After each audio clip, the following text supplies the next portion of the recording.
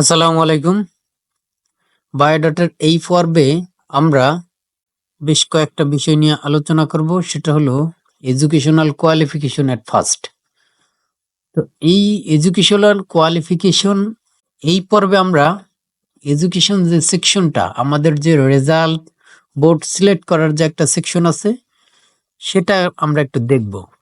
এর জন্য আমাদের এই সেক্টরে কি কি বিষয় আছে? দুইটা ফিল্ড আছে, একটা হলো এসএসসি আর একটা হলো এইচএসসি। এই দুইটা ফিল্ডের মধ্যেই আমরা একটু কাজ করতে হবে, একটু ডিজাইন করতে হবে। তো আজকে দেখব ডিজাইনটা কতটা সোজা, কতটা ইজি। কারণ এই দুই পর্বে আমরা কিন্তু অনেক ডিজাইন করেছি, এখন আর আমাদের অত কষ্ট করতে হবে না। ওই প্রিভিয়াস পর্বে যেইগুলো কাজ করেছি ওর মধ্যেই আমরা আমাদের এই পর্বের কাজটা ওর মধ্যেই আছে। তো চলুন সেটা আমরা এখন করি।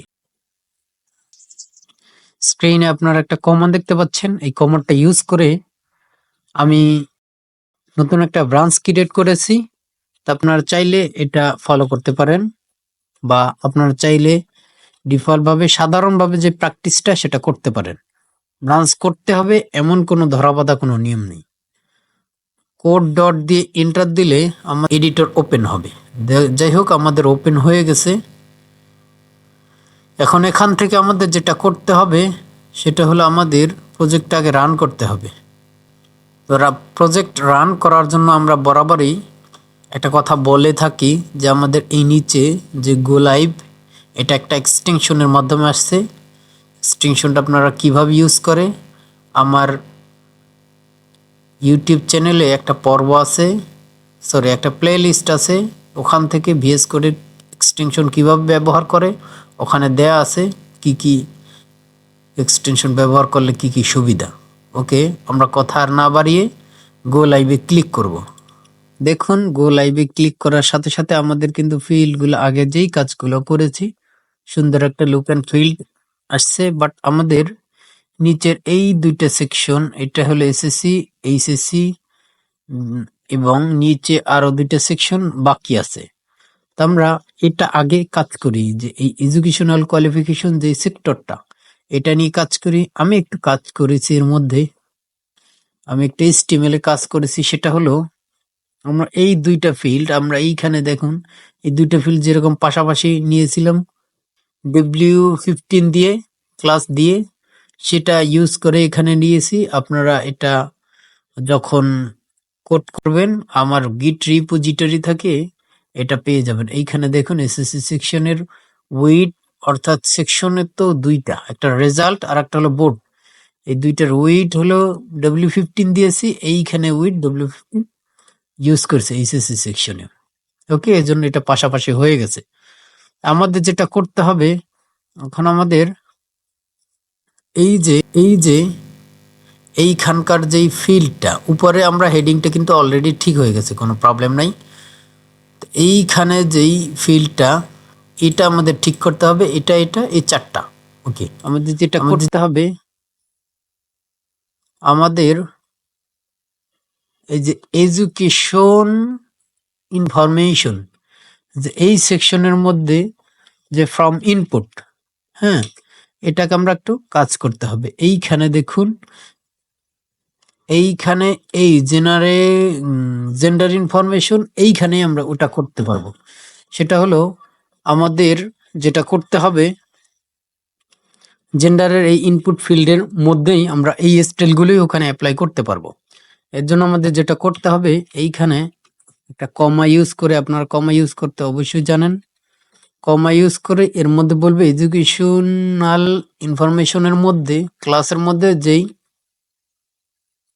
ফ্রম ইনপুট যেই ফিল্ডটা আছে, এটাও এই স্টাইলগুলো পেয়ে যাক। ওকে, পেয়ে গেছে। এবং আমাদের এইখানে দেখুন সিলেক্ট এলিমেন্ট, যে ইনপুট ফর্মের মধ্যে যে সিলেক্ট এলিমেন্ট, এটাতেও ইনপুট ফর্মের গুলো পেয়ে যাক। তো এর জন্য আমাদের যেটা করতে হবে, যে ফ্রম ইনপুট এইখানে না, এইখানে ফ্রম ইনপুটের মধ্যে, এখানে লক্ষ্য করুন, আমরা বলে দিব এখানে যে ইনপুটের জন্য যেই স্টাইলগুলো পেয়েছে, ফ্রম ইনপুটের মধ্যে যে আমার সিলেক্ট এলিমেন্ট আছে, ওটার মধ্যে একই স্টাইল তুমি দিতে পারো।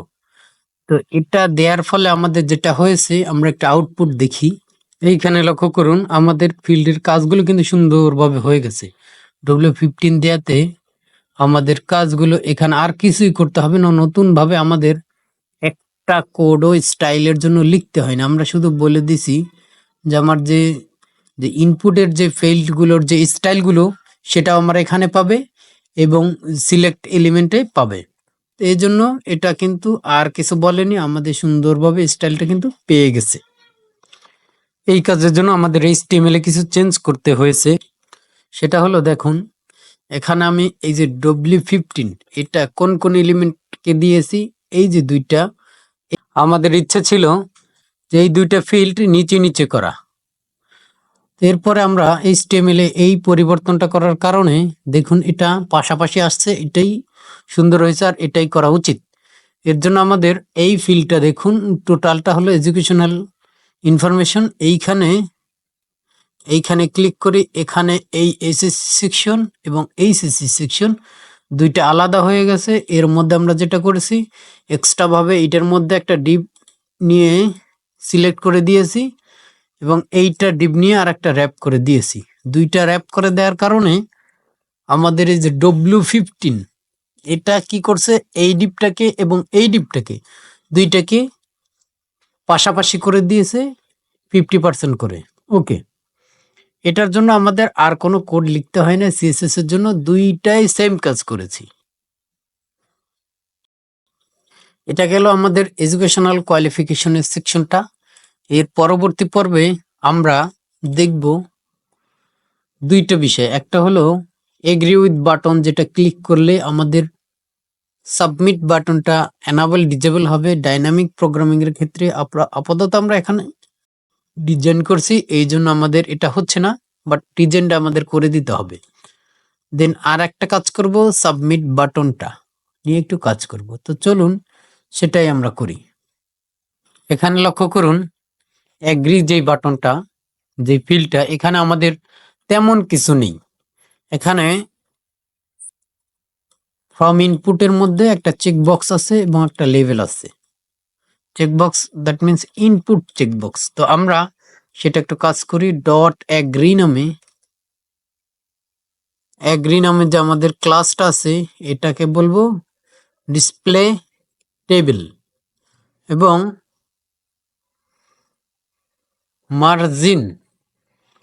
মার্জিন বলবো 0 অটো। ওকে, হয়ে গেল এই ফিল্ডের কাজ, এখানে এগ্রি ক্লাসের কাজ। এবং আমাদের যে এগ্রি এর মধ্যে যে ইনপুট বক্সটা আছে, চেক বক্স, ইনপুটটাকে বলবো ডিসপ্লে ইনলাইন এবং উইড, এটা একটা নির্দিষ্ট উইড বলে দিতে হবে 20 পিক্সেল এবং বলে দিলাম। দেন আমাদের আরেকটু কাজ করতে হবে এই লেভেলটা নিয়ে। এগ্রির যে লেভেলটাকে আমাদের ডিসপ্লে ইনলাইন বলে দিতে হবে, যে নির্দিষ্ট লাইনের মধ্যে থাকবা, ইনলাইন থাকবা। ওকে, এটা সেভ করলাম। আউটপুটটা দেখুন সুন্দরভাবে কিন্তু এটা ক্লিক করা যাচ্ছে। এটা এইখানে দেখুন, এখানে ক্লিক করার কারণেও কিন্তু এটা ক্লিক হচ্ছে।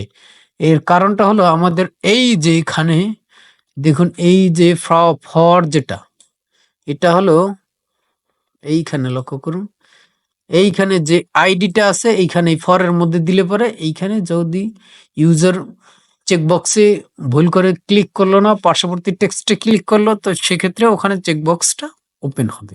ওকে, দেন আমাদের এই পর্বে যেটা করতে হবে সেটা হলো এই সাবমিট বাটনটা নিয়ে একটু কাজ করতে হবে। ওকে, আমরা সাবমিট বাটনটা সরাসরি ধরে করতে পারি, কারণ এর মধ্যে আমরা অন্য কোনো ক্লাস ইউজ করিনি। বা আমরা যদি একাধিক সাবমিট বাটন থাকে, তো সেক্ষেত্রে আমাদের এইখানে উপরের এই যে ফ্রম যে ক্লাসটা আছে, এটা আমরা ধরে করতে পারি। তো আমরা কি করব, যে আমরা এই যে ফ্রম যেটা বা বাই ফ্রম, এটার মধ্যে যে ইনপুট ফিল্ড যেটা টাইপ আমাদের আছে সাবমিট। ওকে, টাইপ যদি সাবমিট থাকে এর উপরে আমরা কিছু কাজ করব, সেটা হলো এর একটা প্যাডিং দিতে হবে। Padding 10 pixel 20 pixel. Okay, 10 pixel 20 pixel. Okay, then font size 18 pixel. BG background আমাদের গ্রিন দিই। Okay, green. দেন আমাদের কালার এফ কালার, তার সাদা দিলাম কালারটা, টেক্সটের কালারটা যেটা। টেক্সট ট্রান্সফর্ম আপার কেজ থাকলো, আপার কেজ, এবং বর্ডার রেডিয়াসটা দিতে হবে। বর্ডার রেডিয়াস 5 পিক্সেল স্মুথলি থাকবে চারদিক থেকে। একটা বর্ডারও ইউজ করতে পারি আমরা। বর্ডার 1 পিক্সেল সলিড আপাতত 1 পিক্সেল সলিড কি দেয়া যায়, আমরা এর কাজ করি, ওই যে ব্রাউন দিয়েছিলাম টেক্সটের কালার, ব্রাউনটা দিই আপাতত এখানে। তারপরে যখন ট্রানজিশন ইফেক্ট ঘটাবো তখন এটা চেঞ্জ করব। দেন তারপরে আমরা হলো ডিসপ্লে, এটাকেও টেবিল দিয়ে আমরা মাঝখানে নিতে হবে।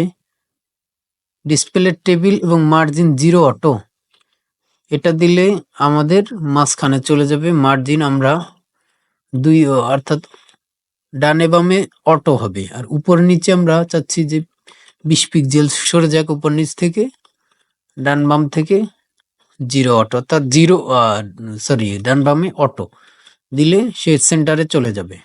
ওকে, এখন আমরা যেহেতু এটা বাটন, একটা সাবমিট বাটনের ব্যাপার স্যাপার, একটা ট্রানজিশন ইফেক্ট ঘটাতে চাচ্ছি, এর জন্য আমাদের 0.6 সেকেন্ড অল ইজি লিখে দিলাম। ট্রানজিশন ইফেক্টটা যেন স্মুথলি ঘটে, এটা আমরা কি ট্রানজিশন ইফেক্ট ঘটাতে পারি, এর জন্য আমাদের যেটা করতে হবে, এটার হভার ইফেক্ট দিতে পারি। হভার ইফেক্ট দেওয়ার পরে আমাদের এখানে দেখুন আমরা কি কি করতে পারি। এটার ব্যাকগ্রাউন্ড কালারটা চেঞ্জ করতে পারি। ব্যাকগ্রাউন্ড কালার এটা হবে সাদা। ওকে, সাদা হয়ে যাক। এবং টেক্সটের কালারটা কি হবে, গ্রিন। ওকে, গ্রিন হোক। এবং আমরা বর্ডারের কালারটাও গ্রিন দিতে পারি, টেক্সটের কালার আর বর্ডার কালার।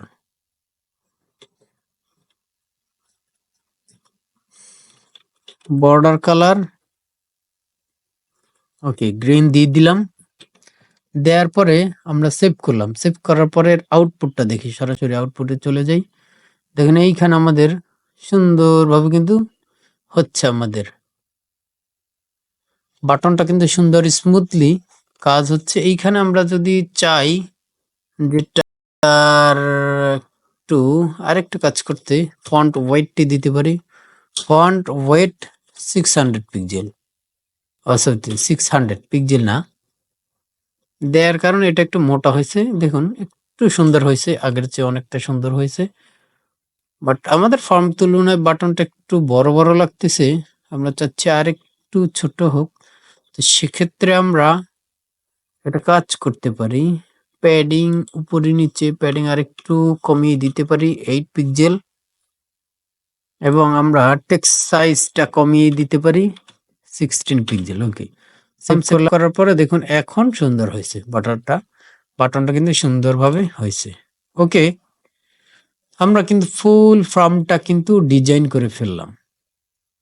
এই সিএসএস যতটুকু আমরা শিখেছি, এই ততটুকু নলেজ দিয়েই দেখুন আমরা একটা ইনপুট ফর্ম যেটা ফিল আপ করতে পারতেছি। আমাদের আরো কিছু সিএসএস শিখতে হবে পরবর্তী পর্বগুলোতে, এবং তারপর আমরা অ্যাডভান্স সিএসএস এ জাম্প করব।